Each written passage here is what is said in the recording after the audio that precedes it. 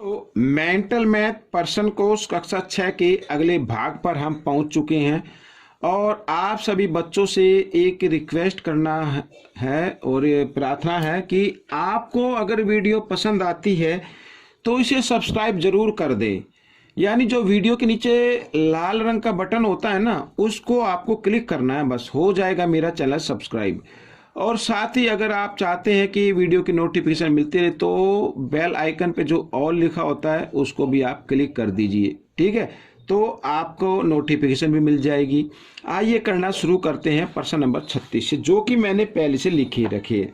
अब यहाँ पर बच्चों एक बात और, अगर आपको जो ये चैप्टर मैं करा रहा हूँ, अगर इस चैप्टर की कोई भी वीडियो आपको नहीं मिलती है तो डिस्क्रिप्शन बॉक्स में से लिंक ले ले, वहाँ से आप देख सकते हैं, ठीक है ना। या आप मेरे चैनल पर जाएं, वहां पर वीडियोज या प्लेलिस्ट का बटन होगा, उस पर क्लिक करके भी आप देख सकते हैं। अब इन प्रश्नों को जरा ध्यान से देखना है। हो सकता है वीडियो थोड़ी लंबी बन जाए, लेकिन मैं थोड़ा इसको एक्सप्लेन करूंगा। है तो मेंटल मैथ, लेकिन मैं एक्सप्लेन करके ही इसको सोल्व करूंगा।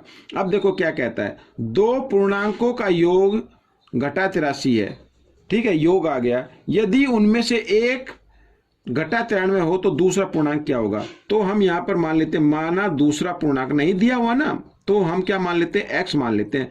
माना दूसरा पूर्णांक है x, ठीक है। अब प्रश्नानुसार करना है आपको, यानी जैसे जैसे प्रश्न में लिखा है, ठीक है। दूसरा पूर्णांक क्या होगा, अब इसमें लिखा दो पूर्णांकों का योग, यानी पहला एक तो पूर्णांक ये x और योग, ये योग के लिए जमा का निशान लगाएंगे, तो दूसरा पूर्णांक क्या घटा 83 है, इस तरीके से, ठीक है। सॉरी, योग है, ये तो योग है, क्या ये योग है। तो इनमें से एक पूर्णांक ये घटा 93, तो घटा 93 लिख देते हैं, ये वाला, ठीक है। और दो पूर्णांकों का ये, यानी ये पूर्णांक और जमा ये पूर्णांक, इन दोनों को जमा करें तो क्या आता है बच्चों, घटा 83 आता है, इस तरीके से, ठीक है।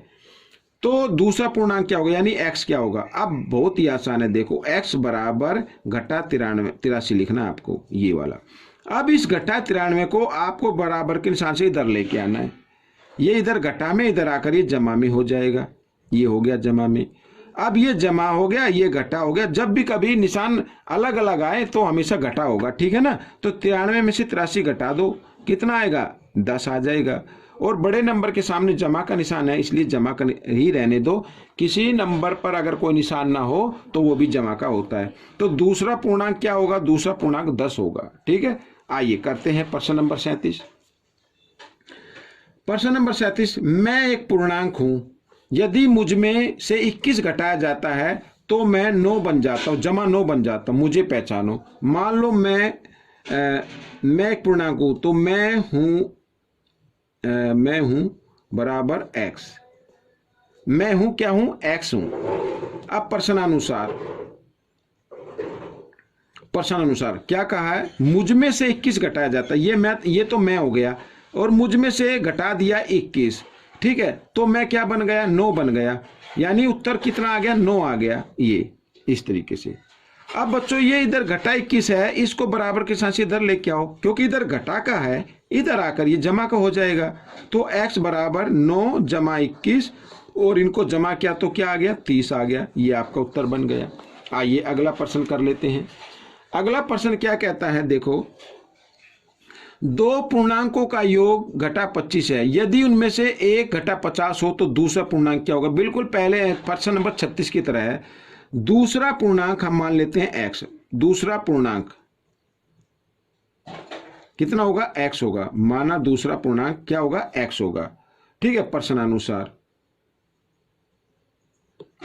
क्या कहा है कि यदि उनमें से एक घटा 50 है तो दूसरा पूर्णांक क्या होगा। पूर्णांकों का योग दिया, यानी एक तो घटा 50 है और जमा दूसरा हमने x लिया, इन दोनों को योग कर दें तो क्या आना चाहिए, घटा 25 आना चाहिए, इस तरीके से। अब आपको क्या करना है, इस घटा 50 को इधर लेके आना है, इधर लेके आना है।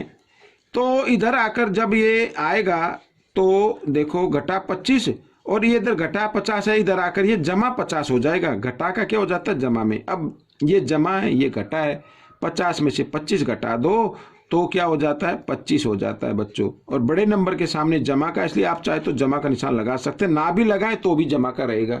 तो ये आपका उत्तर बन गया, यानी दूसरा पूर्णांक 25 आ गया। आइए करते हैं प्रश्न नंबर 39। प्रश्न नंबर 39 क्या कहता है, दो कोणों का योग 180 है। दो कोण है बच्चों, ठीक है ना, दो कोण हैं, उनको जमा कर दे तो 180 आता है। यदि बड़ा कोण छोटे कोण का 5 गुना है, बड़ा कोण क्या है 5 गुना, छोटे से 5 गुना, तो छोटे के तो माप नहीं पता ना, तो हम छोटे को x मान लेते हैं। माना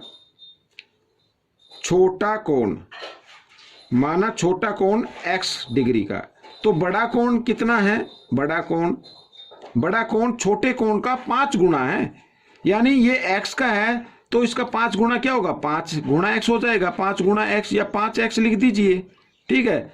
अब इन दोनों कोणों का योग कितना है 180 है, यानी प्रश्नानुसार करके ये देखो, छोटा कोण और जमा बड़ा कोण बराबर कितना आता है 180 आता है। अब 5x और 1x कितने हो गए, 6x हो गए, बराबर 180, ठीक है।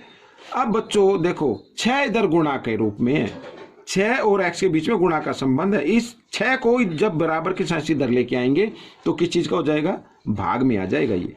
तो x बराबर 180 बटे 6, 6 से भाग कर दे, 6 कम 6, 6 3 18, 0 की 0, तो x बराबर आ गया 30। दोनों कोणों की माप बतानी, यानी छोटा कोण तो 30 डिग्री का है, लिख देते हैं छोटा कोण 30 डिग्री, और बड़ा कोण कितने का है 5x का है, यानी 5 गुना, क्योंकि गुणा का संबंध है ना, तो x की जगह x नहीं लिखना है, x का मान लिखना है, ये 30, तो 30 पंजे कितना होता है 150 होता है, ये 150 आ गया। ये आपको उत्तर आ गया, छोटा कोण 30 डिग्री और बड़ा कोण 150 डिग्री, ठीक है। तो ये हो गया। आइए करते हैं अगला प्रश्न नंबर 40। तो प्रश्न नंबर 40 भी आसान है, देखो क्या कहा है प्रश्न में, एक आयताकार बाग की लंबाई उसकी चौड़ाई से 3 गुणी है। ये 3 गुणी क्या है, लंबाई है, चौड़ाई तो नहीं मालूम ना, लंबाई का पता चल गया 3 गुणी है, किससे, चौड़ाई से। तो चौड़ाई x मान लो, माना बाग की चौड़ाई x क्या है, ये मीटर है, तो मैं x मीटर लिख लेते हैं, ठीक है। तो लंबाई क्या हो गई, लंबाई कितनी है 3 गुणी है चौड़ाई से, 3 गुणी का मतलब 3 गुणा x या 3x मीटर, ठीक है। और परिमाप इसका दिया हुआ है कितना 640 मीटर, ठीक है। तो बाकी विमाएं बताओ, यानी लंबाई और चौड़ाई बतानी है। परिमाप का फॉर्मूला क्या होता है, अब यहाँ पर ये बात आएगी उठ के। तो परिमाप का फॉर्मूला होता है 2 लंबाई जमा चौड़ाई, यही तो होता है फॉर्मूला, बराबर। लेकिन परिमाप तो 640 है, तो दोनों को हम बराबर रख रहे हैं। तो 2 लंबाई कितनी है 3x, तो 3x लिखो यहाँ पर, जमा चौड़ाई कितनी है x है, x लिख दो, बराबर 640। आइए इधर कर लेते हैं। अब बच्चों देखो, ब्रैकेट के साथ 3x और 1x, ये तो हो गया 4x। अब इस 4x के साथ ही 2 और ब्रैकेट के बीच में क्या संबंध है, गुणा का है, तो ये गुणा का है ना, या तो आप इस ब्रैकेट से गुणा कर लो या फिर आप इसको इधर ले आओ, जो इधर गुणा में होता है इधर आकर भाग में आ जाता है। और 3x और 1x कितना हो गया 4x हो गया, बराबर 640, ये 2 आ गया भाग में, 2 से भाग कर दो, 2 3 6, 2 दूनी 4, 0 की 0।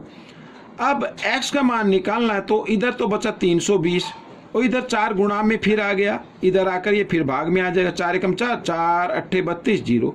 तो x बराबर आ गया 80। तो x क्या था, चौड़ाई थी, तो चौड़ाई तो आ गई बच्चों 80 मीटर, ठीक है। लंबाई क्या थी 3x थी, 3 गुणा x जगह x का मान 80, तो 8 3 24 और यहाँ पे 1 0 लगा दो मीटर, ये आगे लंबाई और ये चौड़ाई, यही आपका उत्तर है। आइए प्रश्न नंबर 41 कर लेते हैं। तो प्रश्न नंबर 41 क्या कहता है, एक टैक्सी का प्रथम किलोमीटर का किराया 20 रुपये है, अगले प्रत्येक किलोमीटर, यानी आगे मैं एक्सप्लेन करता हूँ, किलोमीटर का किराया 10 रुपये निर्धारित है, 12 किलोमीटर के लिए कितना किराया देना होगा। अब देखो, अगर प्रथम किलोमीटर यानी पहली 1 किलोमीटर अगर आप जाएंगे तो 20 रुपये लगेंगे, फिर उसके बाद अगर आप जाते हैं किलोमीटर तो फिर 10 रुपये के हिसाब से लगेगा किराया। अब कुल दूरी कितनी है, 12 किलोमीटर है। अब 12 किलोमीटर में से तो 1 किलोमीटर का तो किराया ये हो गया, 1 किलोमीटर का किराया, ठीक है। या प्रथम 1 किलोमीटर का किराया कितना हो गया, 20 रुपये हो गया, ये 20 रुपये हो गया, ठीक है। अब 12 में से 1 किलोमीटर का तो 20 रुपये है, बाकी कितने बचे भाई, 12 चला ना वो, कुल 12 में से 1 का तो 20 होगा, आगे कितना बचा, 11 किलोमीटर बचा ना। तो 1 किलोमीटर का कितना है, 10 रुपये।